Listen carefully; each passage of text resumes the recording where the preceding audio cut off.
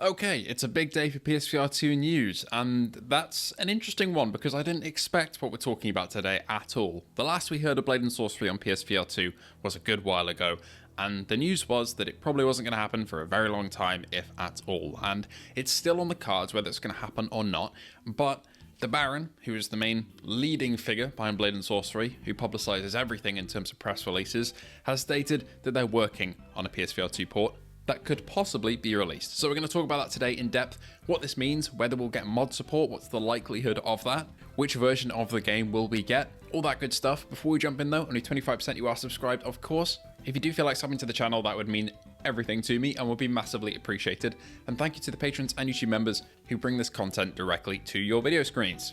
Anyway, let's talk about this. So, over on the Blade & Sorcery Discord, the Baron popped up with the message, hey, now that Nomad is done, Nomad being the Quest version of Blade & Sorcery, we are finally looking into a PSVR2 port.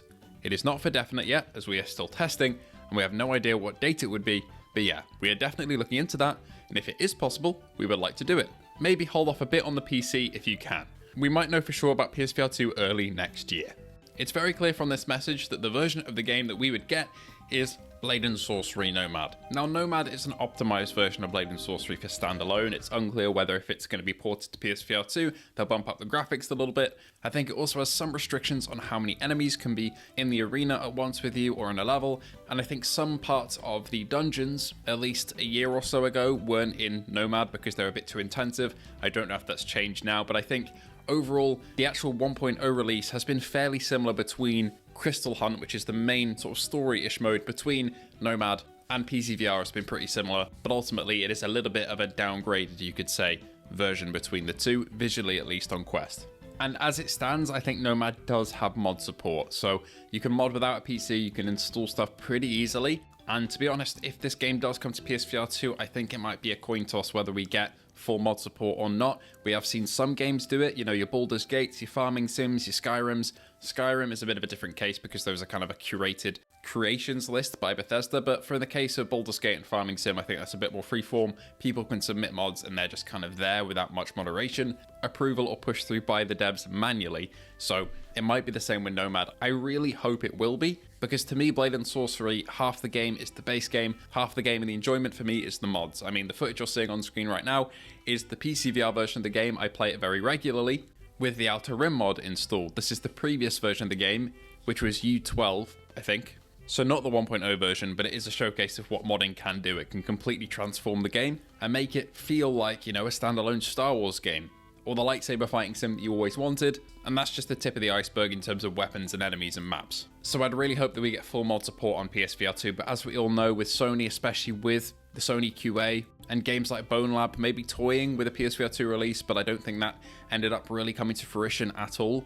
And one of the main reasons people speculated because of that was because they wouldn't be able to get all the big mod support that they really wanted into the game, because that is very reliant on mods. It's unclear whether or not Blade & Sorcery would have that. Of course, our other VR example is Pavlov. Big mod scene on PCVR and Quest, nothing on PSVR 2, only vanilla. And don't get me wrong, it's still a great game, and it's the same for Blade & Sorcery. Blade & Sorcery Vanilla is still probably the best melee fighting game that there is. I love Swordsman, I even love Behemoth for its arena mode and fighting, even though that kind of seemed to divide people a bit, whether they liked it or not. I personally did. But Blade & Sorcery is still the one that feels the most robust. It feels freeing, it's a sandbox, you can do whatever you want. Even in the vanilla version of the base game, I would say there is enough content there to really sink your teeth into and get a good, say, 40 or 50 hours out of it without mods. And ultimately, I think people would still really enjoy it, but I feel like the game would be doing itself a disservice to not have that mod support, because it is what makes Blade & Sorcery so special to a lot of people, including me. The main mode, though, they released for 1.0 on PCVR and Quest is Crystal Hunt, which is essentially you go take on dungeons, you upgrade your weapons, you get currency, you buy better armor, better loot, and you fight increasingly tough factions, and it is really, really good. So honestly, I think with that 1.0 release, Blade & Sorcery could be pretty good. The game would still be worth buying on PSVR 2 without any further mods, but I still would prefer it greatly if it did have it.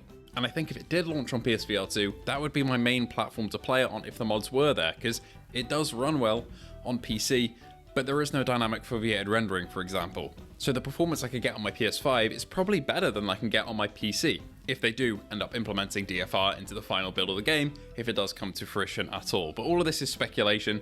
We have no idea whether the game is actually definitely on the way. It's good they're experimenting with it, and I think it's promising that we'll get word on it in early next year, whether this is actually going to happen or not. Let me know if you were expecting this at all. I personally wasn't. I was kind of reserved and resigned to having Blade and Sorcery just on PC and not on PSVR2 on PS5 ever, but it seems that might not be the case. Even if it is Nomad, I still think it's a wonderful experience that you should get into and buy when it comes out, and we'll see what the next piece of news about the port is early next year. Thank you all so much for watching. Please join me tomorrow. It should be tomorrow at least, where we're talking about the best PSVR2 games, gifts, and accessories for Christmas. Thank you once again to our patrons and YouTube members for supporting the channel, and I hope to see you all in the next one.